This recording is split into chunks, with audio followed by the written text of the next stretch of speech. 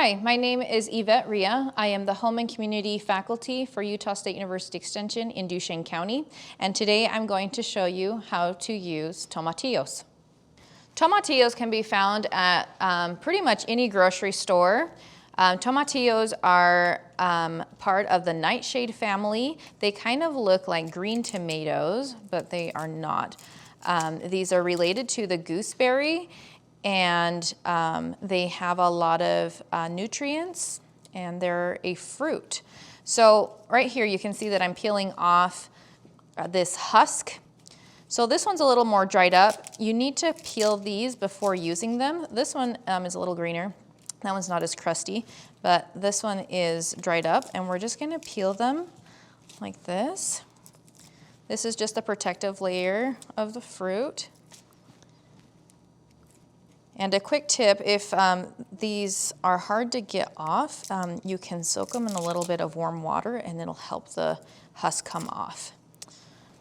And then when you're peeling them, you can feel them, they're really sticky. So before we start using them, we need to rinse them with warm or hot water to get all the stickiness off. So here I have my bowl of tomatillos. They've been peeled and they've been washed. They're no longer sticky, so now they're ready to use. Some ways you can use tomatillos, you can either eat them raw, you can roast them, or you can just cook them, like say boil them. The tomatillo originated from Mexico, so a lot of your Mexican dishes will have tomatillos in them. And so today I'm gonna show you how to roast them and make a tomatillo salsa. So over here we have a pan, and I have lined it with tin foil just for easy cleanup. And we're gonna turn on our burner. And we're gonna place our clean, ready to use tomatillos on here. And we're gonna space them out so they're just one level and they're not on top of each other. And then with tomatillo salsa, you can add whatever pepper you like. If you like spicy, you can add habanero, you can add Thai peppers. Today, right here, I have some serrano peppers. I'm gonna use 3 of them.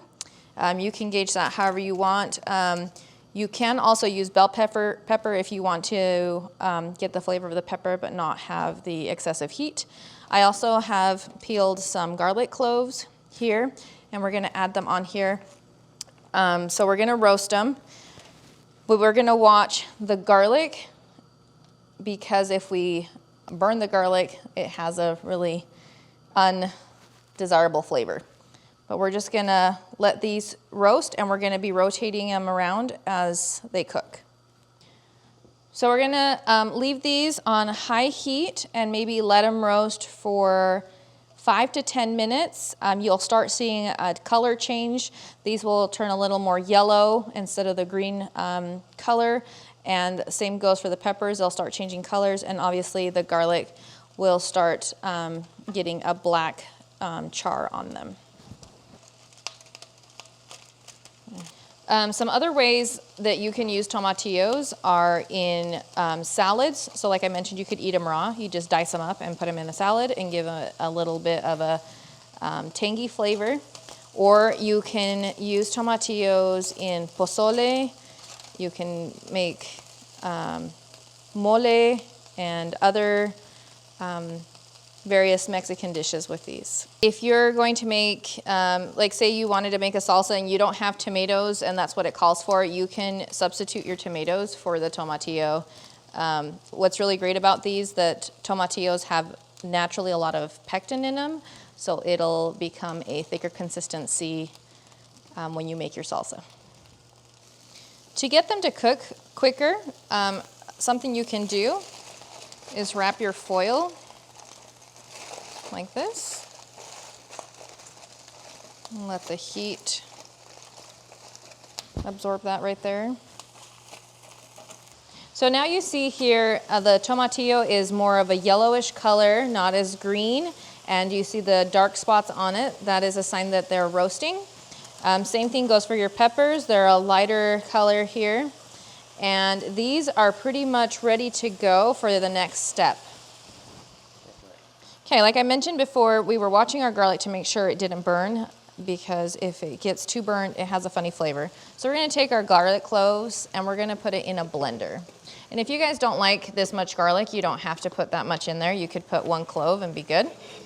And then we're gonna shut off our heat to our tomatillo mixture. And we're gonna take off the little end of the pepper, put it in your blender. And if this is too hot, you can allow it to cool off before you do this step. And then also, again, back to the spice, if you don't like it to be extremely spicy, you can put just 1 pepper, or the variety pepper can vary as well. Like I mentioned, the easy cleanup for the pan, that's why we use the aluminum foil. We're just gonna pick it up. And then here, you can add salt or leave it out. It's totally optional. But we're just gonna add a little bit of salt. And we're gonna blend this. We have blended our salsa. I did not add any additional liquid. I just used whatever the tomatillo juices were part of the fruit, and blended it with my peppers, garlic, and some salt. And if you want it a little more chunky, you can blend it just less time. I blended mine for quite a bit, so there's no chunks in it. And we're just gonna pour it out. So you see the tomatillo seeds are in there. If they're perfectly fine to consume, but if you don't like them, you can run your salsa through a strainer to get your seeds out. You can add other things to your salsa to give it a little more of a kick. So here I have some avocado I diced up. I would wait till this cools off before adding it, but you can just mix it in so you have a little more texture in your salsa.